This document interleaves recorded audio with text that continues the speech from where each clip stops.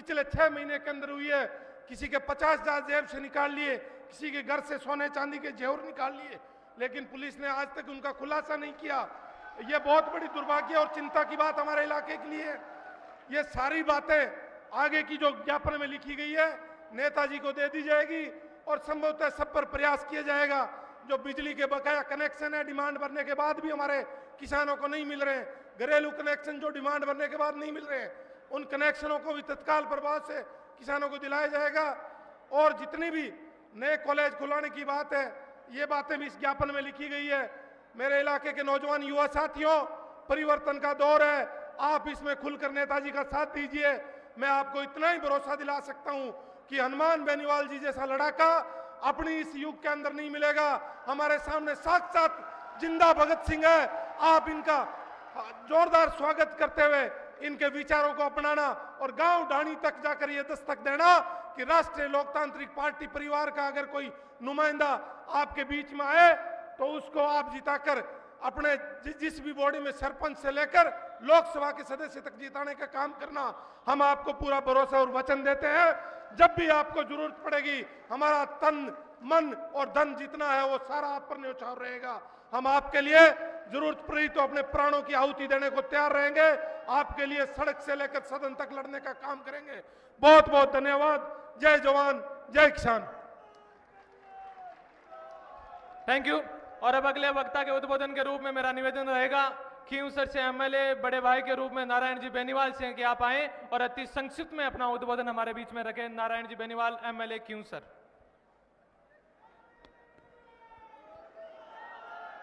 Lunkaran sir की इस पावन धरा पे किसान महापंचायत में मंच पे विराजमान परम आदरणीय हमारे सांसद हनुमान जी बेनीवाल साहब, प्रदेश अध्यक्ष पुखराज जी गर्ग, प्रदेश कार्यकारिणी के समस्त सदस्यगण, सामने विराजमान पिता तुल्य बुजुर्गजन, नौजवान साथियों, माताओं बहनों, सबसे पहले तो मैं आप सबको धन्यवाद देना चाहूँगा कि आज आप हजारों की तादाद में एक किसान के बेटे हनुमान जी बेनीवाल को समर्थन देने के लिए यहाँ जुटे। अभी हनुमान जी आपको संबोधित करेंगे। यहाँ की जो भी समस्याएं थी, गांव में जाने का मौका भी मिला और विकास से बहुत दूर लूणकरण सर विधानसभा है, जहाँ पढ़ने के लिए उस शिक्षा के अंदर सिर्फ एक कॉलेज, गांव में कहीं सड़कें नहीं, पीने के पानी की समस्या है, चिकित्सा की बहुत बड़ी समस्या है। तो मैं तो आप सबसे यही निवेदन करूंगा कि किसान के बेटे हनुमान बेनीवाल जी ने जो व्यवस्था परिवर्तन का नारा देके और किसान और जवान के अच्छे सपनों का राजस्थान बनाने का जो सपना देखा है, उस सपने को आप लोग साकार करना। आप सब लोग बहुत बड़ी संख्या में यहाँ पधारे हैं। मैं इतना ही निवेदन आप सबसे करूंगा, सही दिशा के अंदर चल के कौन व्यक्ति आपका है कौन पराया है, चुनावी साल है, बहुत महत्वपूर्ण साल है, इसलिए जो व्यक्ति रात और दिन जाग के और आपके हक और अधिकार को दिलाने के लिए प्रयासरत हैं, ऐसे महान व्यक्तित्व के धनी हनुमान जी बेनीवाल का आप हाथ मजबूत करें। धन्यवाद। जय हिंद। राम राम सा। Thank you. अगले वक्ता के उद्बोधन के रूप में मेरा निवेदन रहेगा राष्ट्रीय लोकतांत्रिक पार्टी से भोपालगढ़ से विधायक आदरणीय पुखराज जी गर्ग से कि आप आए और अति संक्षिप्त में अपना उद्बोधन हमारे बीच में रखें। आज लूणकरण के अंदर किसान महापंचायत में है, हमारे बीच में है मंच पर उपस्थित राष्ट्रीय लोकतांत्रिक पार्टी के राष्ट्रीय अध्यक्ष किसान गरीब और दलित के मरसिया हनुमान जी बेनीवाल साहब और खींवसर के लोक लाडले विधायक भाई नारायण जी, मेड़ता के विधायिका बहन इंदिरा जी, सम्मानित मंच और दूर दराज ढाणियों से पधारे हुए बुजुर्गों, युवा साथियों, मातृशक्ति, आप सभी का इस ऐतिहासिक प्रोग्राम के अंदर अभिनंदन, स्वागत। साथियों, आपको पता है कि हनुमान जी बेनीवाल साहब ने राजस्थान के अंदर व्यवस्था परिवर्तन का संकल्प लिया है और व्यवस्था परिवर्तन के अंदर आप सभी लोगों की उपस्थिति जो आज जनसैलाब के रूप में यहाँ उपस्थित हुए हैं, ऐसा लग रहा है कि आप 2023 के अंदर हनुमान जी बेनीवाल साहब की व्यवस्था परिवर्तन के अंदर पूरी भागीदारी निभाएंगे और ऐसे किसान नेता जो हमेशा किसानों के बीच में रहते हैं। आपके प्रदेश के अंदर 25 सांसद हैं, भारतीय जनता पार्टी और कांग्रेस के बीच 24 सांसद हैं। लेकिन आपने देखा होगा जब भी किसानों के अंदर कोई समस्या आई, किसानों में जब भी कोई आपदा पड़ी, किसानों के जब आंदोलन चले, तो एकमात्र सांसद, एकमात्र शख्सियत जिन्होंने ये कहा कि मैं किसान का बेटा हूँ, मैं किसानों के साथ में रहूँगा, और 70 दिन तक किसानों के लिए वहाँ साफरा पे रोड पर बैठे रहे। आपने देखा होगा प्रदेश के अंदर दलितों के अंदर जहाँ भी अत्याचार हुआ हो, चाहे बाड़मेर का मेघवाल व्यक्ति की नरसंस हत्या हो, चाहे जालोर का इंदर मेघवाल प्रकरण हो, चाहे जम्मू का प्रकरण हो, चाहे अलवर का थानागाजी प्रकरण हो, दलितों के ऊपर प्रदेश के अंदर कहीं भी अत्याचार हुआ हो और सबसे पहले आवाज़ कोई आई हो तो वो हनुमान बेनीवाल है। मैं आप सभी से एक ही निवेदन करना चाहूँगा कि जो साहब ने व्यवस्था परिवर्तन का बीड़ा उठाया, किसान को हमको मान सम्मान दिलाने का जो बीड़ा उठाया, किसान और दलित को हक अधिकार दिलाने का जो बीड़ा उठाया, ऐसी शख्सियत को आप 2023 के अंदर मजबूत करें ताकि किसानों के मान सम्मान और हक अधिकार के लिए लड़ सकें। यही मेरा आप सभी से निवेदन है। आप सभी लोग बहुत बड़ी तादाद में दूर दराज राजधानी से पधारे, इसलिए पुनः आपका बहुत बहुत आभार, बहुत बहुत धन्यवाद। जय हिंद, जय भारत। हनुमान बेनीवाल जिंदाबाद, राष्ट्रीय लोकतांत्रिक पार्टी जिंदाबाद। अशोक एक बार मंच पर आए। अशोक एक बार मंच पर आए। जिस शख्सियत को सुनने के लिए अपन आज सुबह से इस पंडाल में बैठे हैं, इस डोम में बैठे हैं, जिस शख्सियत को सुनने के लिए पिछले 10 दिनों से ये व्यवस्थाएं की गई थी, जिस शख्सियत को सुनने के लिए अपन सारे लोग 45 डिग्री 50 डिग्री टेम्परेचर के इस तापमान में भी जिस शख्सियत को सुनने के लिए इस धूप में अपन यहाँ बैठे हैं, उस शख्सियत को मैं आवाज देने जा रहा हूं, जिस शख्सियत के नाम से दिल्ली और जयपुर गूंजता है। ये हनुमान बेनीवाल नाम सिर्फ संसद और लोकसभा में नहीं गूंजता है, ये नाम गूंजता है लोगों के दिलों में, ये नाम गूंजता है गरीब किसान परिवार पीड़ित परिवारों के दिलों में, ये नाम गूंजता है नौजवान लोगों के दिलों में, ये नाम गूंजता है राजस्थान के एक एक आवाम के दिल के अंदर, ये नाम गूंजता है राजस्थान के एक एक बच्चे बच्चे और चप्पे चप्पे के अंदर। और मैं आवाज उस शख्सियत को देने जा रहा हूं जिस शख्सियत को सुनने के लिए अपन सब लोग इकट्ठे हुए हैं। हनुमान जी बेनीवाल, सांसद नागौर, राष्ट्रीय लोकतांत्रिक पार्टी से सुप्रीमो। मैं चाहूंगा कि एक बार जोरदार तालियों के साथ इस पंडाल में उनका स्वागत और सम्मान किया जाए। हनुमान बेनीवाल जिंदाबाद, हनुमान बेनीवाल जिंदाबाद, राष्ट्रीय लोकतांत्रिक पार्टी जिंदाबाद। बोला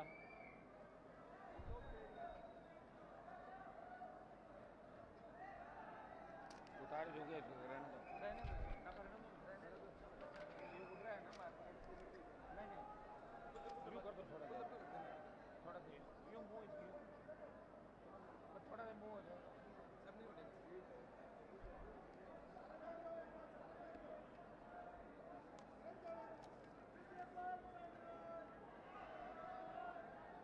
लूणकंड सर की इस विशाल किसान महापंचायत के अंदर लूणकंड सर के गांव-गांव, ढाणी-ढाणी और साथ ही डूंगरगढ़, नोका, छत्तरगढ़, खाजूवाड़ा, कोलायत और सूरतगढ़, हनुमानगढ़, गंगानगर, चूरू से लेके तमाम राजस्थान के प्रतिनिधि के तौर पे इस भीषण गर्मी के अंदर हजारों की तादाद के अंदर सुबह 10 बजे से इस कार्यक्रम को सफल बनाने के लिए आए। मेरे पार्टी परिवार के नेताओं सदस्यों के साथ साथ यहां के अन्नदाता, मेरे छोटे भाई और तमाम मीडिया के साथी और मंचासीन नेतागण, पार्टी के तीनों विधायक भाई पुखराज जी गर्ग, इंदिरा जी बावरी, नारायण बेनीवाल, इस कार्यक्रम के आयोजक भाई विजयपाल बेनीवाल, दानाराम जी, डॉक्टर विवेक जी, राष्ट्रीय सचिव राष्ट्रीय लोकतांत्रिक पार्टी के नेम सिंह जी, पार्टी के चारों प्रधान प्रतिनिधि प्रधान, एक हमारी म्यूनसिपलिटी के चेयरमैन आरएलपी के भाई सुभाष जी, और जितने भी प्रमुख नेता जिन्होंने पिछले 5 साल इस राष्ट्रीय लोकतांत्रिक पार्टी परिवार के अंदर रह के कोरोना काल से लेकर अब तक प्रदेश में भारतीय जनता पार्टी मौन है, कांग्रेस की गुंडागर्दी चरम पे, कोरोना से लेके आज तक आपके बीच संघर्ष करने वाले तमाम राष्ट्रीय लोकतांत्रिक पार्टी के नेतागण, नौजवान नेता और आप सब जिनके आशीर्वाद से हनुमान बेनीवाल को इतना हौसला मिला, इतनी ताकत मिली कि राजस्थान के अंदर पार्टी बना के अगर आपके बीच हिमालय की तरह खड़ा है, जो न अमित शाह से डर रहा है ना गहलोत से डर रहा है, वो सिर्फ आपका जयकारा लगाता है, वो गहलोत और भारतीय जनता पार्टी के नेताओं के जयकारा लगाता।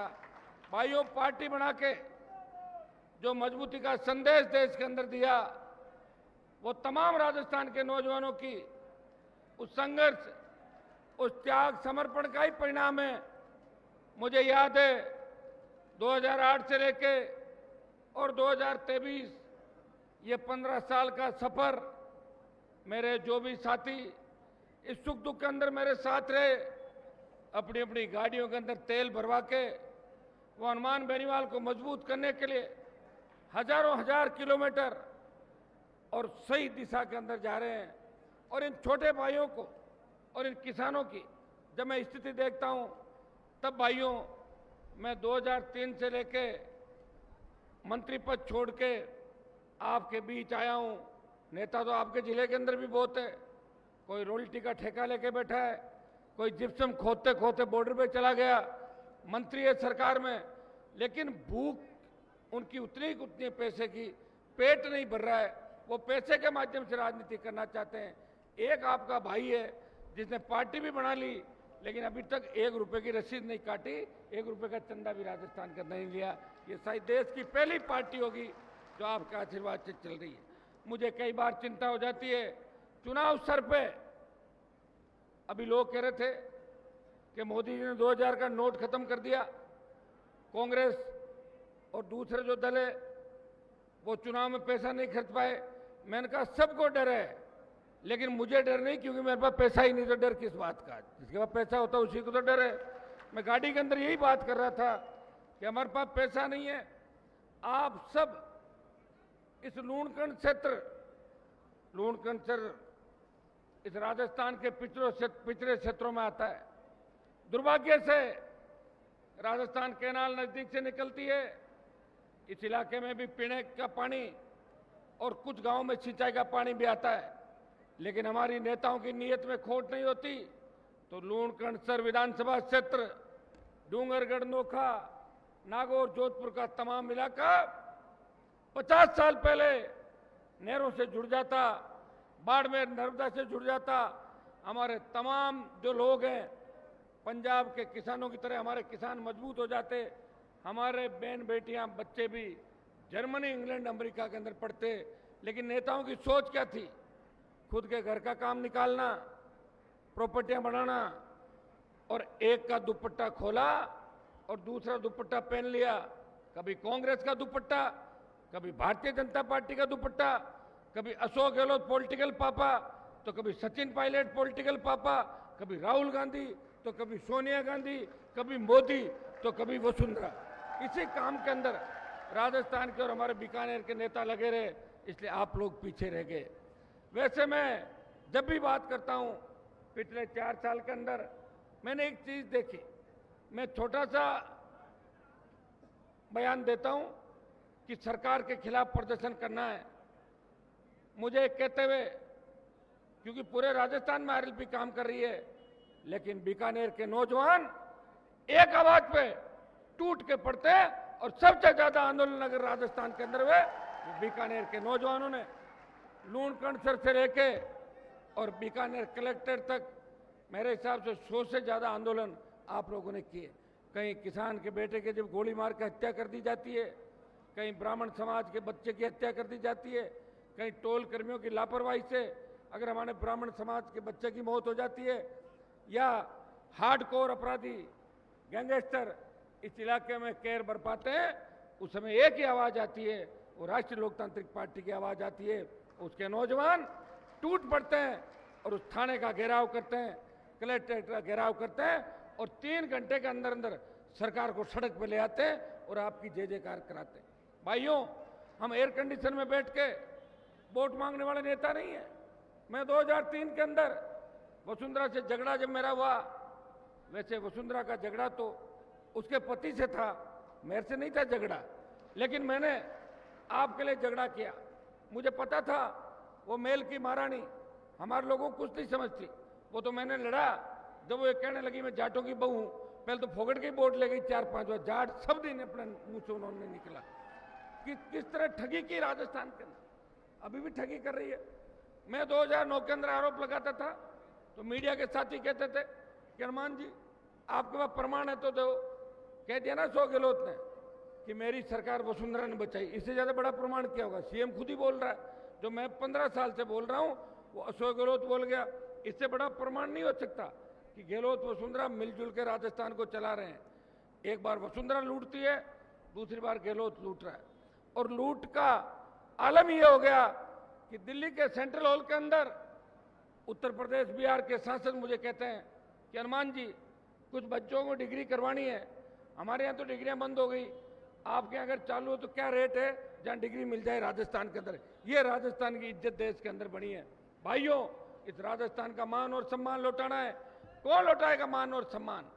कौन इस किसान की दुर्दशा पे आंसू बहाएगा जो कर्जे के बोझ के तले आत्महत्या कर रहा है?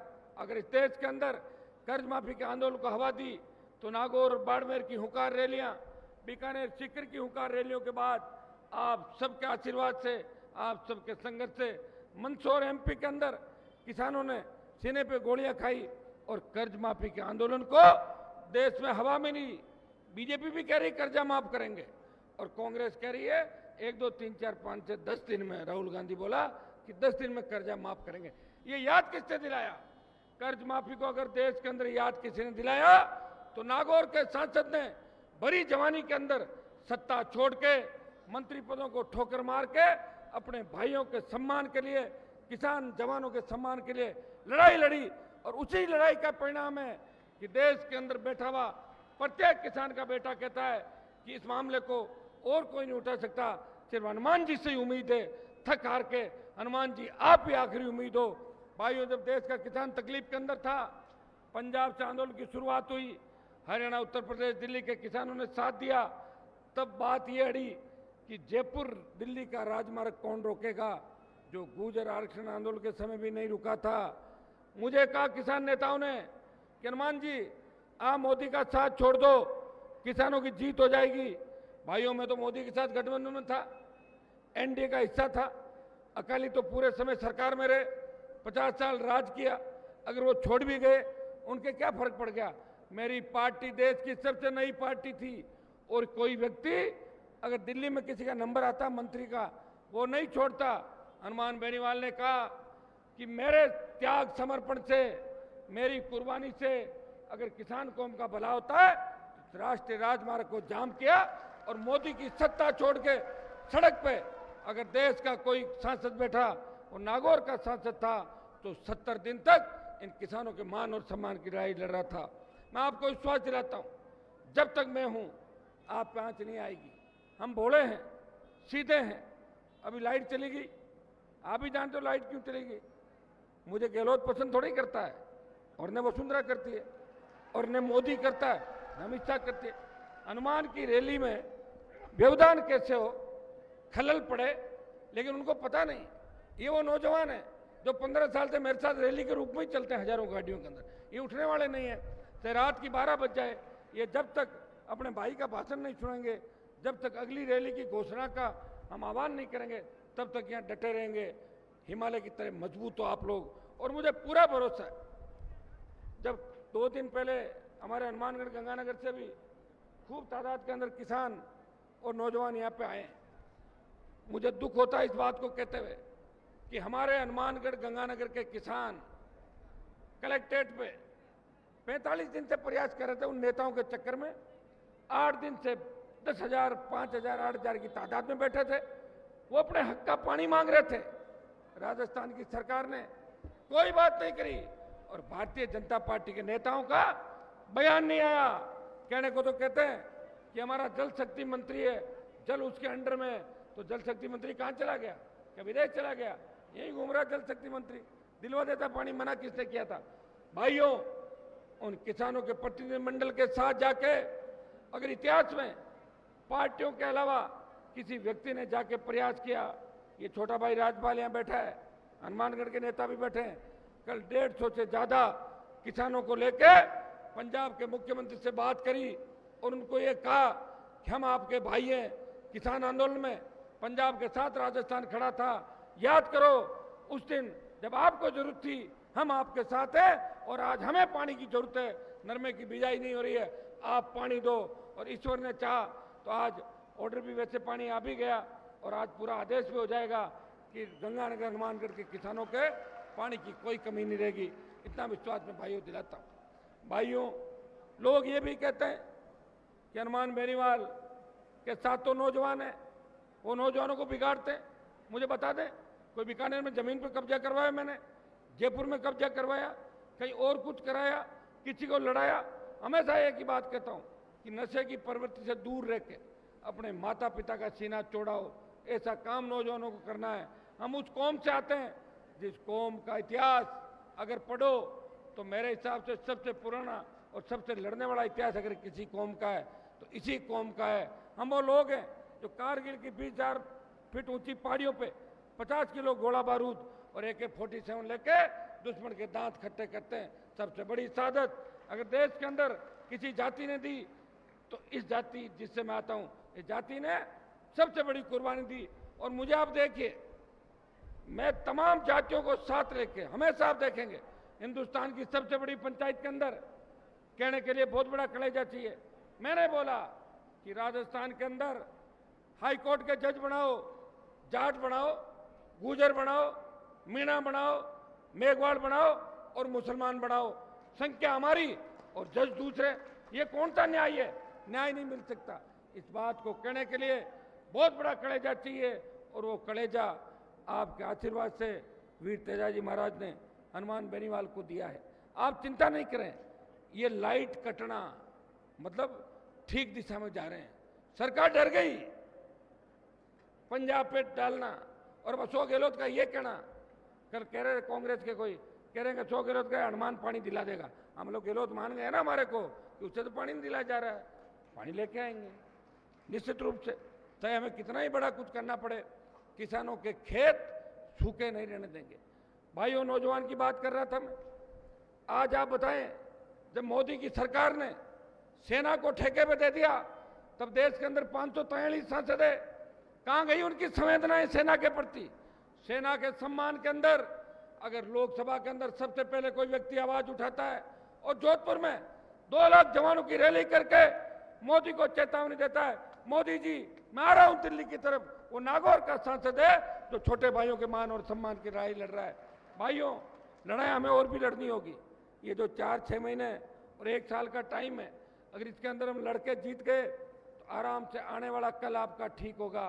बुजुर्गों ने जो तकलीफें सही, आपके पलाना के अंदर आप देखिए जिससे कोयला निकल रहा है बरसिंह पलाना के अंदर, स्थानीय लोगों को रोजगार नहीं मिल रहा है। स्थानीय लोगों को रोजगार मिले, 80% उन लोगों को रोजगार मिले जिनकी जमीनें चली गई। ये भारतमाला चली गई राजस्थान के अंदर, हरियाणा में मुआवजा DLC का किसान को 30 लाख 20 लाख रुपए बीघा मिला और हमें 1.5 लाख रुपए बीघा मिला। इस आवाज को कौन उठा रहा है? एक व्यक्ति आवाज उठाता है, 24 सांसद मोदी की जय बोलते हैं, एक सांसद तेजा जी की और किसान का जयकारा करता है, वो देवनाथ भगवान की जय बोलता है, वो राम साहब पीर की जय बोलता है, और हर जाति कोई मानता कि सारे मेरे किसान भाई हैं, इनकी तकलीफ दूर करनी है। भाइयों, दिल्ली के अंदर एक व्यक्ति, बढ़ती महंगाई, पेट्रोल डीजल की जब कीमतें बढ़ती है, कोरोना के अंदर जब 50 लाख मौतें देश के अंदर होती है, किसान कर्ज माफी कोई बात करता है, ईस्टर्न कैनाल, ईआरसीपी, जिससे हमारे ईस्टर्न राजस्थान के 13 जिले सिंचाई और पीने का पानी आएगा, उसको पुरजोर तरीके से कोई उठाता है। इस राजस्थान के सम्मान की कोई लड़ाई लड़ता है। किसान, जवान, अग्निपथ, इन मामलों को लेकर अगर पहली आवाज किसी की उठती है, और दिल्ली के जंतर मंतर पे जब किसान की बेटियों के आंखों में आंसू आता है, तो देश का पहला एमपी अगर वहां जाता है, वो नागौर का सांसद है, तो किसान की बेटियों को न्याय दिलाने के लिए जंतर मंतर पे जाके आपका सम्मान बढ़ाता है। भाइयों, जब मैं चुन के गया था तब ये बात चलती थी, ये बात हमेशा कहते थे लोग कि राजस्थान के एमपी बहुत सीधे हैं, कुछ बोलते नहीं मतलब सीधे हैं। ये मैं गया और उत्तर प्रदेश और बिहार के सांसद, हरियाणा के सांसद, जो सबसे ज्यादा आपके बंगाल के टीएमसी के, डीएमके के वो सांसद, वो भी लड़ते हैं, लेकिन आपका सांसद भी लड़ाई लड़ता है। प्रधानमंत्री मोदी को अगर 10 मिनट बोलने से रोका, बजट भाषण को रोका, वो नागौर का सांसद था जिसने लोकसभा के अंदर राष्ट्रपति का अभिभाषण रोका, और राष्ट्रपति का अभिभाषण रोकने के बाद मैंने ट्वीट किया, ट्वीट पे चढ़ाया, तब लोकसभा अध्यक्ष के वहां से कहा कि आपकी सजता खत्म हो जाएगी। मैंने कहा अभी करो, मेरी सजा हाथों हाथ करो, मैं सुनना ही नहीं चाहता। कौन खत्म करता है? जो लड़ते हैं उनसे कोई नहीं लड़ता, और जो दब जाते हैं उनके ऊपर सवार हो जाते हैं। भाइयों, मेरे संघर्ष का इतिहास कॉलेज, विश्वविद्यालय से लेके लगातार लड़ते लड़ते 25 साल का समय निकल गया।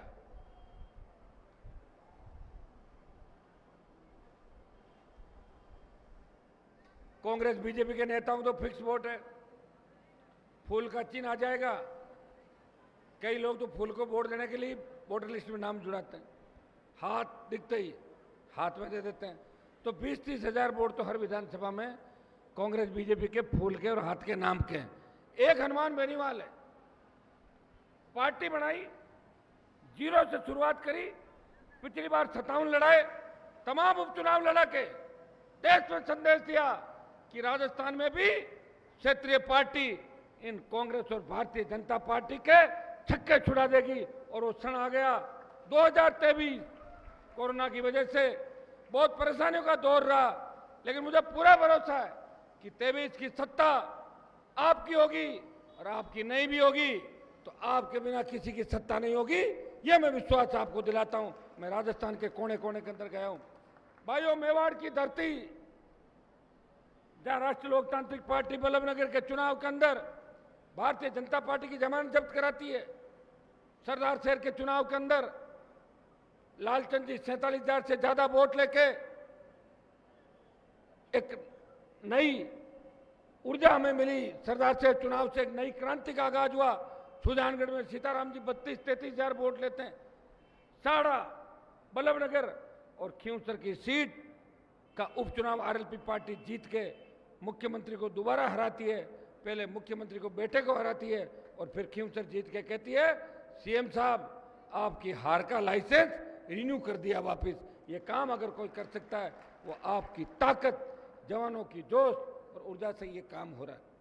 मुझे पता है कि आपकी भुजाएं फड़क रही है, आप कुछ बताएं, लेकिन मैं चाहता हूं हर कार्यक्रम हमारा शांतिपूर्ण तरीके से हो, लोकतांत्रिक तरीके से हो, और हमें मंजिल मिले।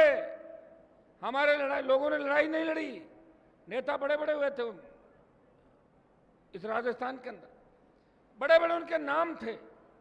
कोई 3 जिलों का नेता था, कोई 4 जिलों का था। धौलपुर से बाड़मेर और गंगानगर से लेकर डूंगरपुर तक अगर किसानों को संगठित करके एक पार्टी बना के नई दिशा देके, और 25 साल अगर जिसने जवानी समर्पित की इस कौम को और किसान को, वो सिर्फ नागौर का ही सांसद है जिसने संतरी बन के मंत्री पद छोड़ के संतरी बन के आपकी सेवा करने का प्रण लिया। और भाइयों, कोई भी व्यक्ति आया, कभी उसको ये नहीं कहा कि आपका काम नहीं होगा, काम चाहे दिल्ली का हो, जयपुर का हो, हमेशा हनुमान बेनीवाल के घर के दरवाजे 36 कौम के लिए खुले हैं। मैंने तो, आप ट्राइबल बिल पे देखते हो, आदिवासी भाइयों के भी लिए मैं बोलता रहता हूँ लोकसभा में, हर जाति के लिए बोलता हूँ। मैंने ये भी कहा था कि आर्थिक आधार पे ब्राह्मण बनिया और दूसरे समाजों को आर्थिक आधार पे आरक्षण मिलना चाहिए। अगर कोई गरीब है, वो पढ़ने में और वो पीछे, तो उसको आर्थिक स्थिति को देखते हुए उसको आरक्षण का हक मिलना चाहिए। हमने किसी का आरक्षण का विरोध नहीं किया, कई लोगों ने हमारे आरक्षण का विरोध किया, लेकिन हमने किसी के आरक्षण का विरोध नहीं किया। हमने सही को सही और गलत को गलत बताया। यह नहीं देखा कि अपराध करने वाले की जाति क्या है। कई बार ऐसा होता है कि मेरे ही समाज के लोग अपराध करते हैं और किसी एसआई पीड़ित को दुख देते हैं, तो हनुमान बेनीवाल अपने समाज के लोगों के खिलाफ सड़क पर बैठता है और उनको भी सलाखों के पीछे डलवाता है। ये आप अच्छी तरह से इस बात को जानते हैं। मैं उस व्यक्ति के साथ हूं जो पीड़ित है, एसआई है, शोषित है, और इसीलिए पार्टी बनाई। अगर मैं धनाढ़ लोगों के साथ हो जाऊंगा तो फिर कांग्रेस, बीजेपी और आरएलपी में अंतर क्या रह जाएगा। भाइयों, भारतीय जनता पार्टी को राजस्थान की याद आई। 3-4 महीने से हल्ला बोल, आदमी 100 हल्ला बोल, आदमी 150 हल्ला बोल, परिवर्तन। अरे किस चीज का परिवर्तन? तुम्हारे से दुखी हो गई तो हमने पार्टियां बनाई परिवर्तन के। कांग्रेस एक सांपनाथ, एक नागनाथ, चोर चोर मोसेरे भाई, कांग्रेस भाजपा। और गहलोत ने तो साफ कहा कि वसुंधरा ने मेरी सरकार बचाई। तो इससे ज्यादा क्या सबूत हो सकता है? चीफ मिनिस्टर कह रहा है, और ये जांचें कराते एक दूसरे की। आज देखिए, बजरी को लेके राजस्थान का आम आदमी परेशान है। पीएमजीएस, प्रधानमंत्री आवास योजना है, उसका घर भी अगर आप बनाओगे, बजरी चाहिए, बजरी नहीं मिलेगी। किसी किसान ने अपने खेत में से रेत खोद ली और वो अपना काम चला रहा है, 25,000 की पेनल्टी कर दो, 1.25 लाख की पेनल्टी कर दो, 3 लाख की ट्रक की कर दो, 5 लाख की ये कर दो। मेरे भाइयों, अगर रेत पे ही 5-5 लाख की पेनल्टी होगी तो कैसे राजस्थान हरा भरा होगा? ये वही बजरी माफिया है जो वसुंधरा को अपनी जेब में रखता था, अब अशोक गहलोत और इनके बेटे को अपनी जेब में रखता है बजरी माफिया। ये कहता घूमता दिल्ली के अंदर कि दोनों टिकट मेरी जेब में, मैं कांग्रेस का लूं या भाजपा का। लेकिन बजरी माफिया का पाला इस बार आरएलपी से पड़ा है। इसको ठीक कर देंगे। आधा ठीक तो कर दिया, पूरा ठीक करेंगे।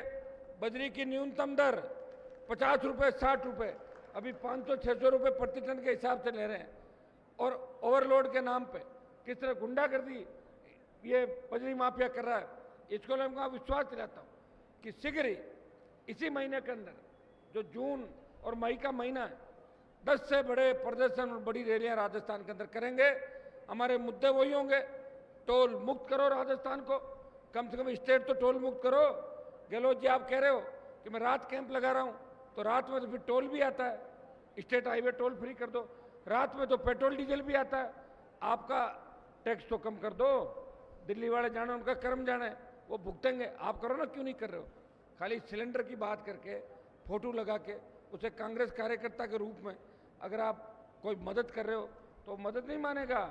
वो भी इंतजार ही कर रहा है कि सिलेंडर लूं और कांग्रेस का इलाज करूं, सिलेंडर भी ले जाऊं, इलाज भी कर दूं, पानी पीऊं और पानी पी के इसी इलाज करूं, क्योंकि 4.5 साल इन्होंने आपका इलाज किया था। भाइयों, आज नौजवानों की दुर्दशा आप देखिए, कोई भी भर्ती हो, पेपर पहले ही बाहर आ जाता है। अब तो भरोसा उठ गया राजस्थान का। आरपीएससी लुटेरों के हवाले हैं। सचिन पायलट प्रयास कर रहे हैं। मैंने कहा उनको कल, मैंने कहा पायलट साहब, आप खाली गहलोत के वसुंधरा के उस भ्रष्टाचार की बात ही क्यों कर रहे हो? आप अभी अशोक गहलोत में जो भ्रष्टाचार हो रहा है, शांति धारीवाल, दूसरे जो 1 दर्जन महेश जोशी, इतने मंत्री है, आप इनके खिलाफ भी तो करो। अभी जो लोग बैठे हैं, आप किसान की बात भी करो, हनुमानगढ़ में किसान बैठे हैं, उनकी चिंता भी करो। खाली वसुंधरा और उसकी बात करना, आप ये भी बात करो कि अगर मेरी बातें नहीं मानी गई तो मैं नई पार्टी बनाऊंगा। पार्टी बनाने में बड़ा जोर आता है, मैं नहीं बढ़ाई पार्टी, बड़े बड़े नेता थे, गंगा जल लिया था हाथ में कि वसुंधरा को हराएंगे, वसुंधरा के साथ नहीं जाएंगे, छोड़ गए मुझे रात को, खाना खा लिया वसुंधरा के साथ जाके राजस्थान का, सब लोगों को देखा है, इसलिए भरोसा उठ गया ज्यादातर लोगों से। और जो सामने है दिखता वो है नहीं, और जो नहीं दिखता वो है, वो चीजें हमने देखी। काजल की कोठरी में रहते हुए हनुमान बेनीवाल ने नौजवानों को एक लड़ने का एक दिशा दी। यही विधानसभा थी, यही लोकसभा थी। मैं जब गया चुन के, उससे पहले कितने लोग लोकसभा टीवी देखते थे बताओ मुझे? मैं ही हूं जिसने लोकसभा के अंदर इस राजस्थान का सम्मान बढ़ाया और प्रत्येक व्यक्ति की, जवान की, किसान की, भ्रष्टाचारियों की, अपराधियों की पोल खोली और रीट का एग्जाम रद्द कराया। आरपीएससी, माध्यमिक शिक्षा बोर्ड, कर्मचारी चयन आयोग, सारे के सारे पेपर आउट। पेपर आउट होने के बाद एसओजी गिरफ्तारियां करती है, वो एक जगह पहुंचती है, लेकिन जो मुख्य आरोपी है वो पकड़े नहीं जाते। वो तो छोड़ना पड़ेगा ना, नहीं तो सरकार संकट में आ जाएगी। तो गहलोत जी मुख्य आरोपियों को बचा लेते हैं, क्योंकि मुख्य आरोपी उनके इर्द गिर्द के लोग हैं। वो ये चाहते हैं कि मुख्यमंत्री रेजिडेंस, मुख्यमंत्री ऑफिस, सीएम के जो ओएसडी है, उनकी कोचिंग इंस्टीट्यूट के अंदर पार्टनरशिप देवाराम की, दूसरे लोगों की, ये सारी बातें जग जाहिर है। लेकिन कार्रवाई कौन करेगा? ये सीबीआई को देंगे नहीं और अमित शाह कार्रवाई करेंगे नहीं। वो तो ये चाहते हैं कि गहलोत का चेहरा रहे तो बीजेपी अपने आप आ जाएगी। दिल्ली वालों की सोच है। पिस कौन रहा है? जनता पिस रही है। अभी डॉक्टर्स की हड़ताल आपने देखी होगी। अगर सरकार को मांगे ही माननी थी तो डॉक्टरों को इतने समय परेशान क्यों किया? पहले ही दिन मांग मान लेते। कितने लोग उस हड़ताल की वजह से मौतें हो गई, कितने लोग तकलीफ के अंदर थे, दुख में थे। उन परिवारों का क्या होगा जिन्होंने सरकार की हर धर्मता की वजह से उन्होंने अपने परिवार खो दिए। ये जब कोरोना आया था, मोदी का भाषण सुना मैंने। मोदी जी कह रहे थे हिंदुस्तान में कोरोना नहीं आएगा, ऐसे कह रहा था। तो हमने सोचा क्या पता इसकी कहीं बात हो गई होगी। फिर कोरोना आया, हम सब गृह मंत्री से लेके कोरोना पॉजिटिव हुए। जब सेकंड लेयर आई, ऑक्सीजन के अभाव के अंदर नौजवानों ने दम तोड़ दिया। न रेमडेसिविर इंजेक्शन था, न वेंटिलेटर थे, न आईसीयू में वार्ड थे, न बेड थे और न कोई दवाई थी।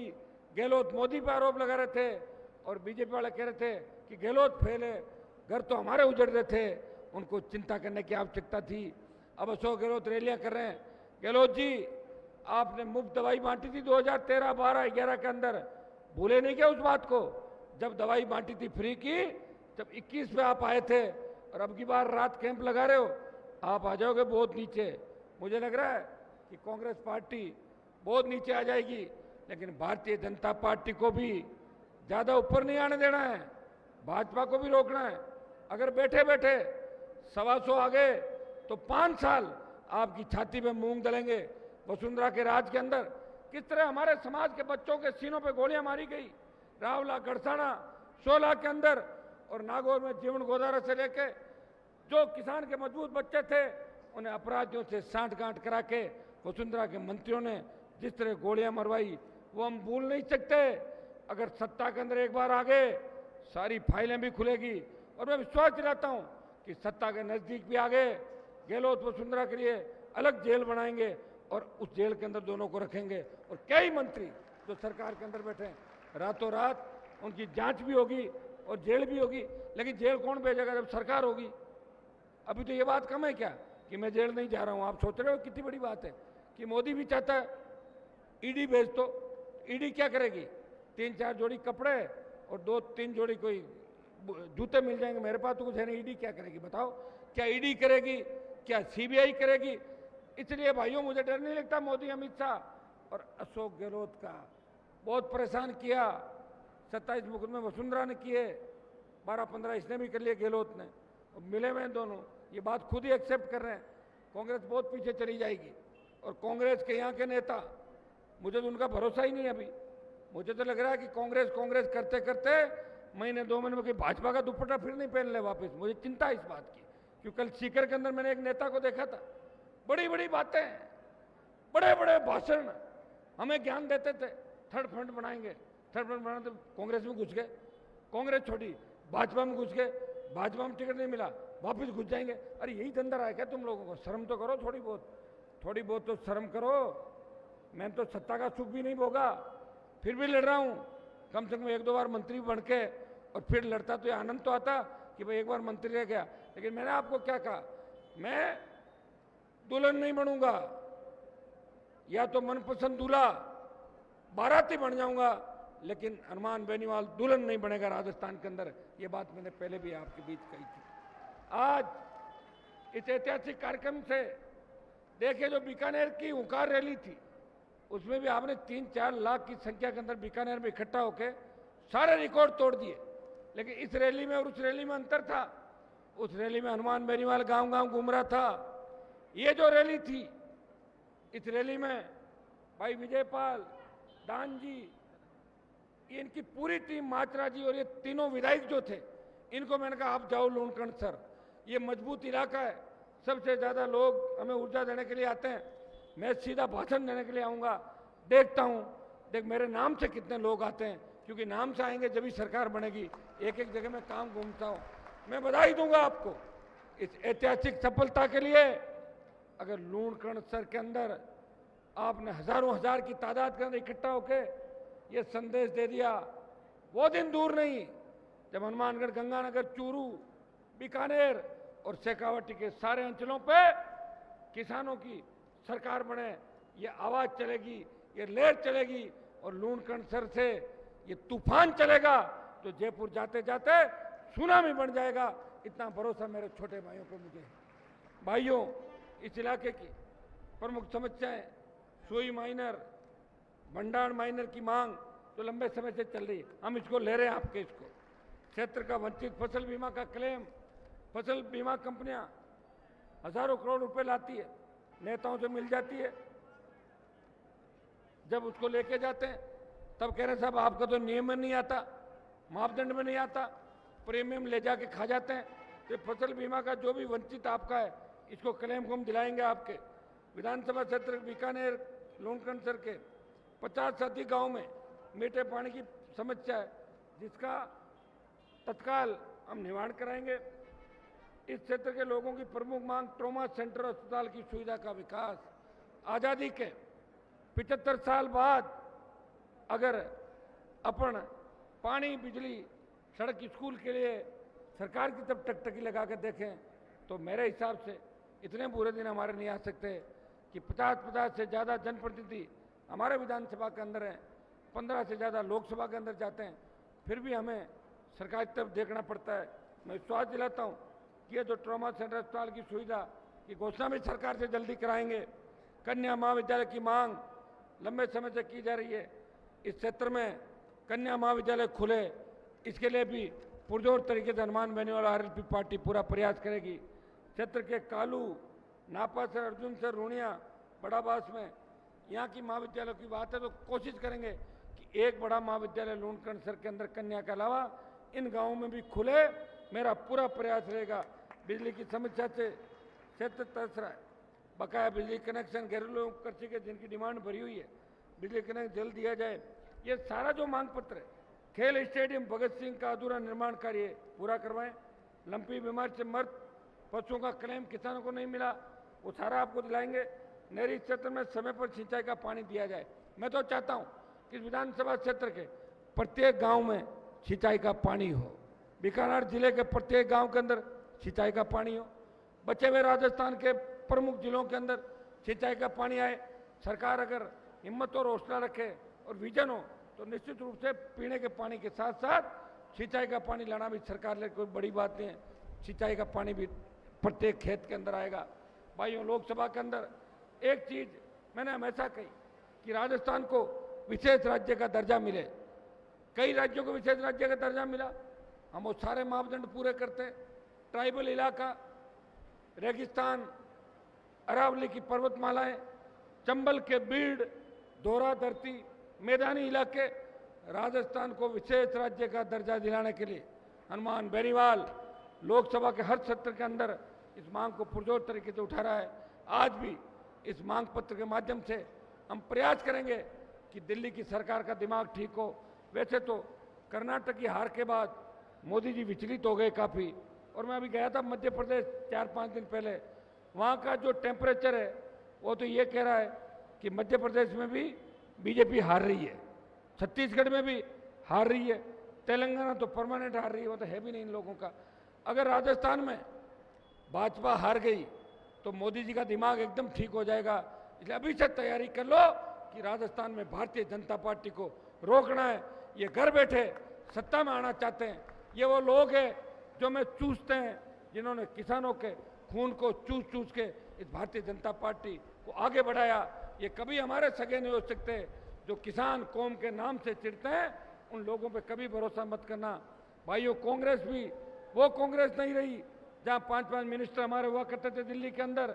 आज दुर्भाग्य से देखिए कि भारतीय जनता पार्टी की सरकार के अंदर हमारा एक कैबिनेट मिनिस्टर नहीं है, 2 स्टेट मंत्री है, उनके पास तो फाइल ही नहीं जाती, वो तो दुखी रहते हैं।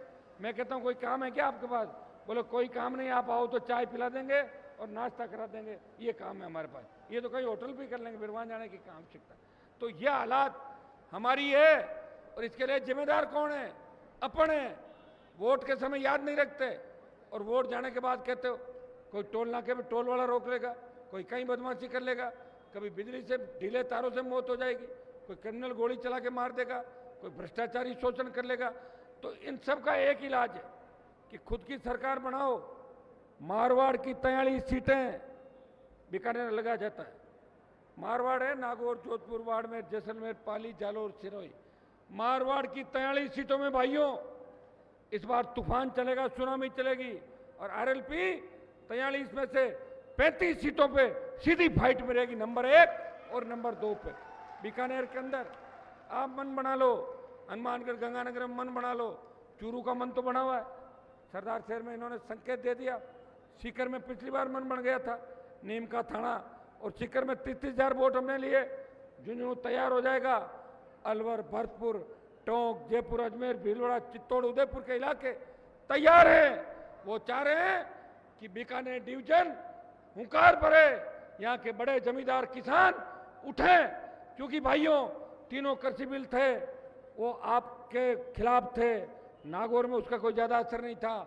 तीनों कृषि बिलों के खिलाफ जिस व्यक्ति ने अपना जीवन समर्पित किया, जिस व्यक्ति ने मोदी से दुश्मनी लेके किसानों का साथ दिया, अब वक्त आ गया है कि आपको वोट के माध्यम से उसे मजबूत करना है। अगर मैं मजबूत होऊंगा, आरएलपी मजबूत होगी, तो किसान कौम मजबूत होगी, जवान मजबूत होगा। फिर किसी किसान को कर्जे के बोझ के तले आत्महत्या नहीं करनी पड़ेगी, किसी किसान के बेटे को बेरोजगार से तंग आके आत्महत्या नहीं करनी पड़ेगी, किसी किसान के बेटे के सीने पे कोई भी बाहुबली अपराधी गोली नहीं चला पाएगा। हमारी बहन बेटियां रात को 12 बजे भी निकलेगी घर से, वो ऐसा महसूस करेगी कि वो घर के आंगन के अंदर विचरण कर रही है, वो घर के आंगन के अंदर सुरक्षित है। ऐसा राजस्थान अगर चाहते हो तो मुझे मजबूती दें, आरएलपी पार्टी को मजबूती दें। आरएलपी इस राजस्थान में तीसरा विकल्प बन सकता है, तीसरा विकल्प है। बाकी तो बाकी सारी पार्टियां, कम्युनिस्ट चले गए कांग्रेस में, लोकदल कांग्रेस में, बसपा हाथी समिति चली गई कांग्रेस पार्टी के अंदर, आपका एक दल वो बीटीपी वो अलग चला गया। एक बात मैंने ये भी कही थी कि समान विचारधारा वाले दल जो कांग्रेस बीजेपी के खिलाफ है, अगर वो गठबंधन करेंगे तो 18 के अंदर 80 लाख वोट हम लोगों को मिले थे। 1,39,00,000 कांग्रेस, 137 बीजेपी और 80 लाख पे हम थे। तब हमने तो पूरे चुनाव भी नहीं लड़ाए थे, बहुत चिंता कर ली लोगों की, कहीं इसकी कर ली, कहीं उसकी करी, उसी में रह गए हम तो चिंता करने में। मुझे भरोसा था कि 5 साल में लड़ूंगा और लड़के पूरी सत्ता किसानों के राजस्थान में आए। भाइयों, हमें वो काम करना है।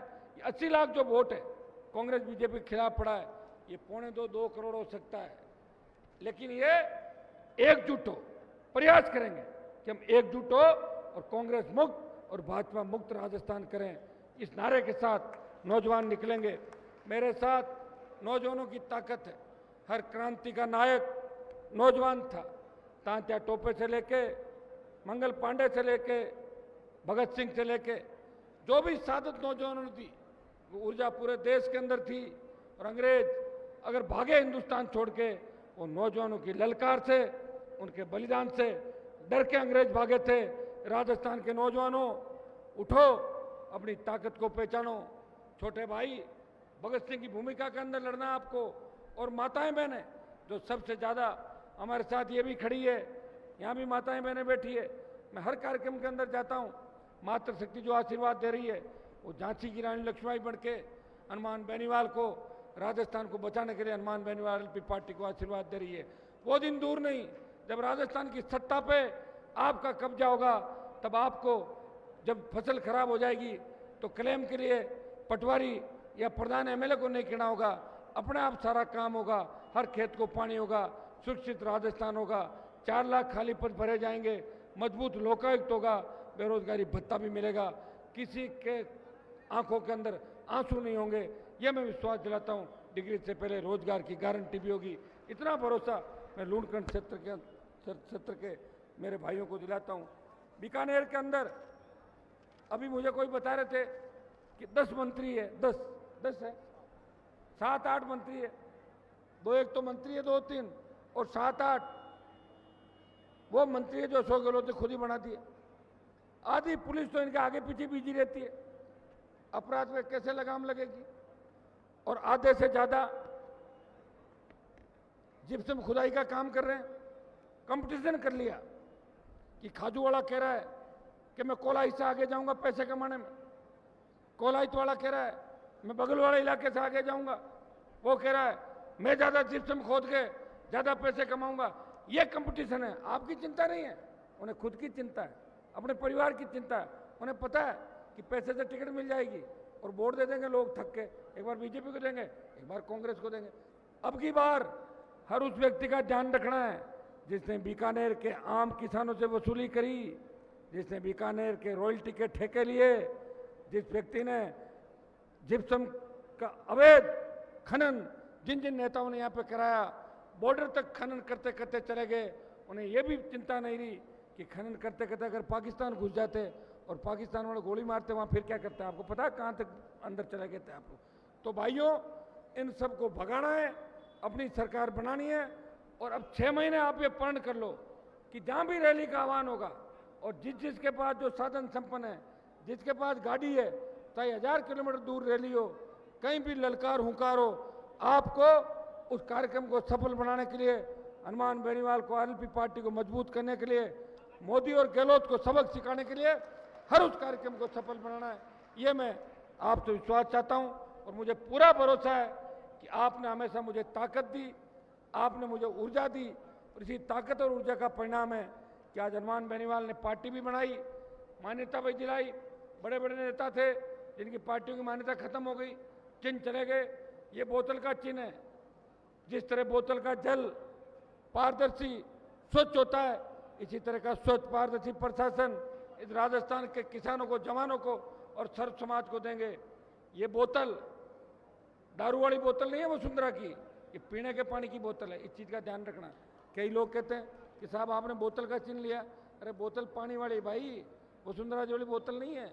आपको जिस तरह बोतल का जल स्वच्छ है, उसी तरह हनुमान बेनीवाल, उसकी पार्टी, उसमें काम करने वाला हर कार्यकर्ता, हर पदाधिकारी स्वच्छ है, ईमानदारी के साथ इस राजस्थान को आगे बढ़ाने का प्रयास कर रहा है। इन मगरमच्छों से लड़ाई लड़ रहा है। कांग्रेस बीजेपी के मगरमच्छ जो लंबे समय से इस राजस्थान की दशा और दिशा के लिए जिम्मेदार है, जो शिकार कर रहे हैं मगरमच्छ, अगर उनके जबड़े में हाथ डाल के उनको रोकने का कोई प्रयास कर रहा है, वो राष्ट्रीय लोकतांत्रिक पार्टी का कार्यकर्ता उन मगरमच्छों को रोकने का प्रयास कर रहे हैं। भाइयों, ऐतिहासिक कार्यक्रम आपने कराया, इसकी मैं शुभकामनाएं प्रेषित आपको करता हूं। आगे भी हमें 6 महीने तक रुकना नहीं है, लड़ना है। एक संदेश छोड़ दूंगा, राजस्थान में सबसे ज्यादा झगड़े अपने लोगों के होते हैं। किसान को आपस में झगड़ा नहीं करना, झगड़ा हो भी जाए छोटा मोटा तो शाम तक राजीनामा करना वापस। हमारी सारी टीमें तैयार है, कंप्रोमाइज करा देगी। कट्टा पिस्टल लेके, चाकू लेके मार दिया, अरे भाई भाई को मार रहा है। लोग पता क्या कहते हैं कि आज़ादी के 75 साल बाद भी ये कौमें कब ठीक होगी, ये हमें कहते हैं लोग, भाई हमें सुनना पड़ता है।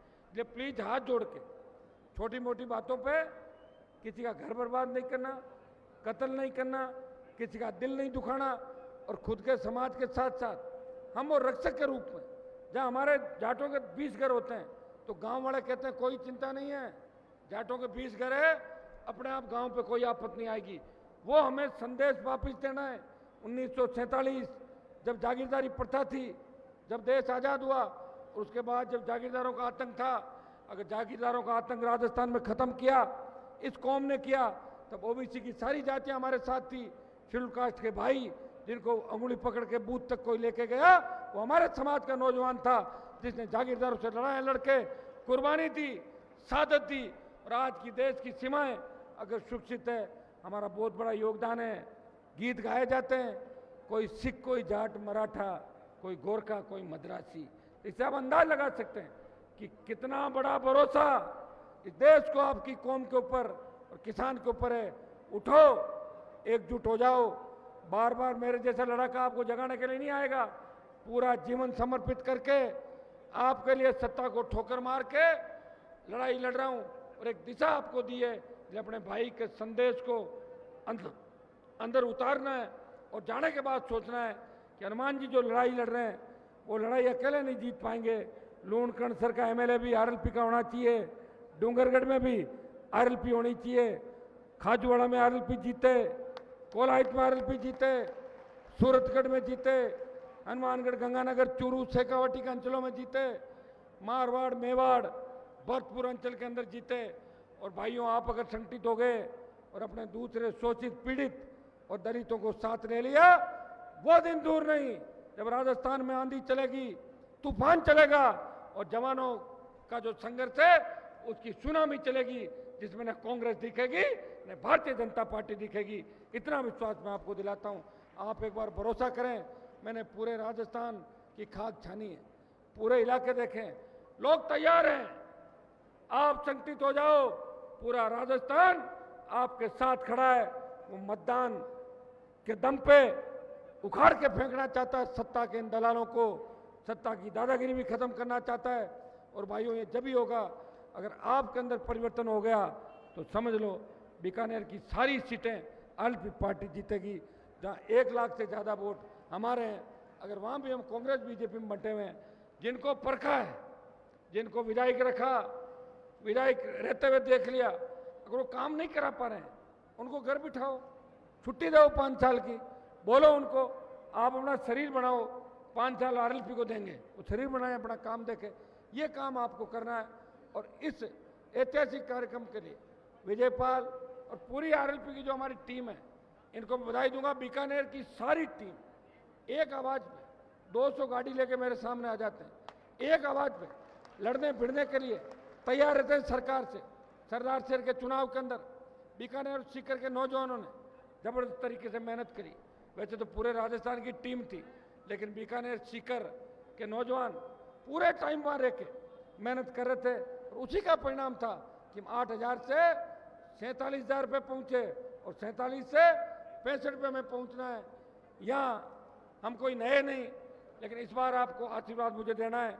कुछ ज्ञापन मेरे पास हमारी माताएं बहनें, एक कतिरासर धाम के अंदर जो चोरी हुई दशनाथ जी महाराज में, लाखों करोड़ों लोगों की आस्था है।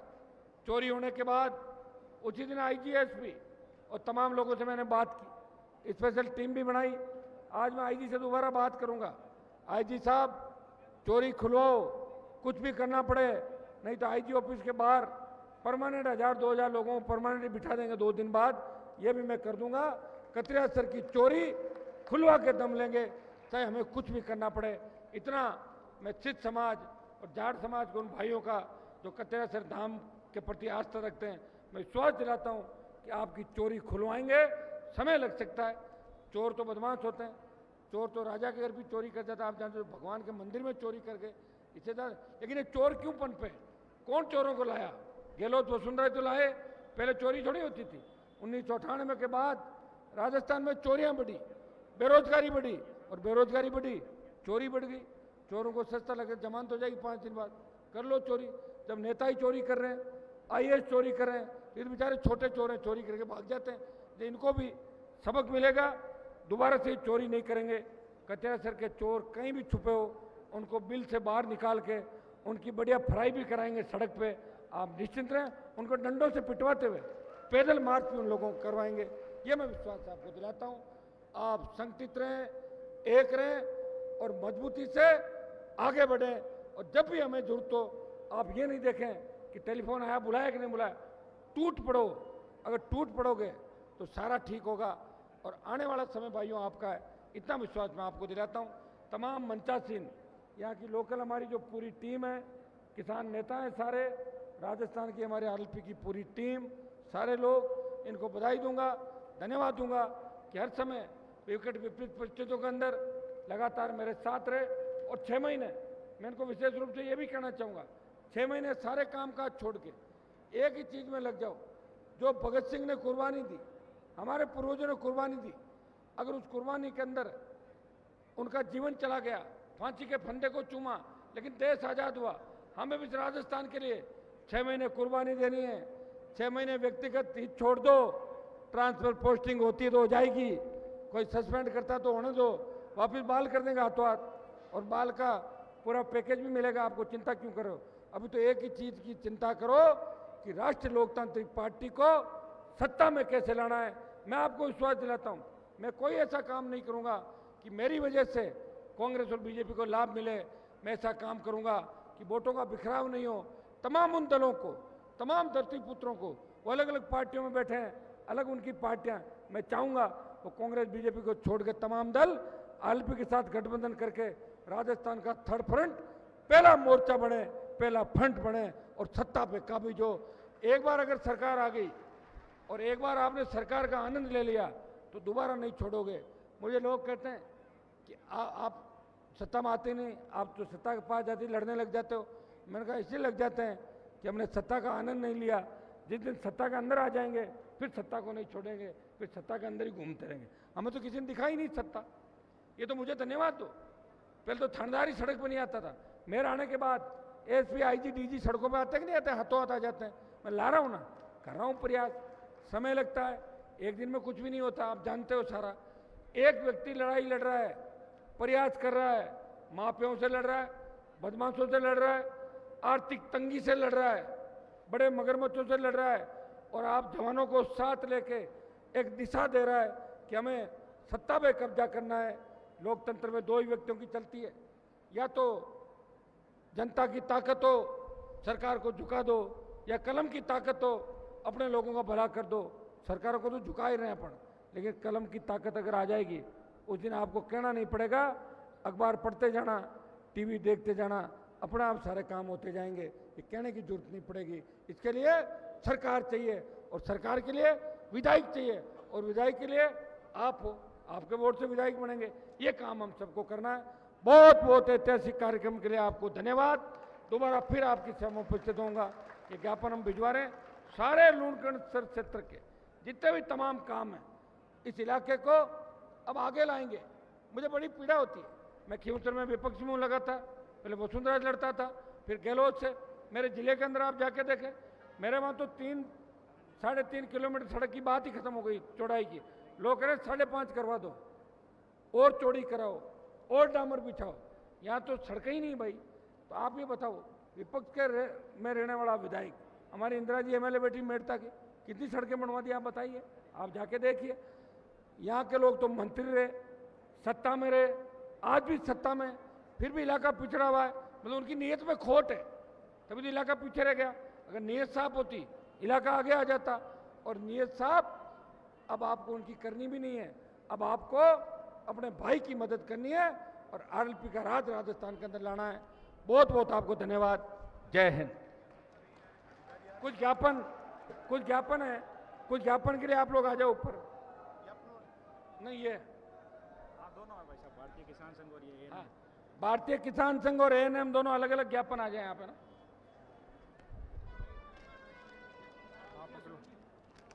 आप बोलो।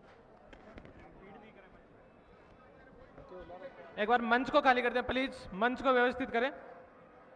2 ज्ञापन होंगे और ज्ञापन के बाद आपकी बाइट होगी। पत्रकार बंधुओं से निवेदन रहेगा कि 2 ज्ञापन है और ज्ञापन के बाद आपकी बाइट होगी। 2 ज्ञापन तक अपन को मंच को व्यवस्थित रखना है। हनुमान बेनीवाल जिंदाबाद, हनुमान बेनीवाल जिंदाबाद,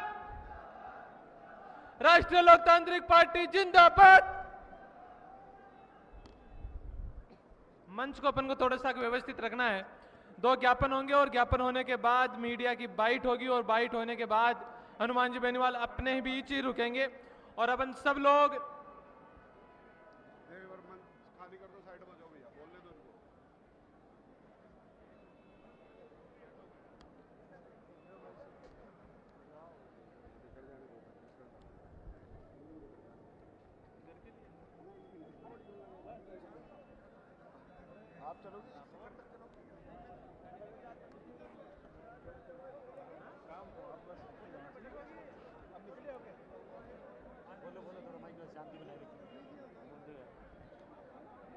मंच को एक बार खाली कर दें भैया, प्लीज निवेदन रहेगा। पुलिस वालों से और साथियों से निवेदन रहेगा, वॉलंटियर्स, स्टेज वॉलंटियर से निवेदन रहेगा, मंच खाली करवा दे तुरंत ही, मंच तुरंत खाली करवा दे।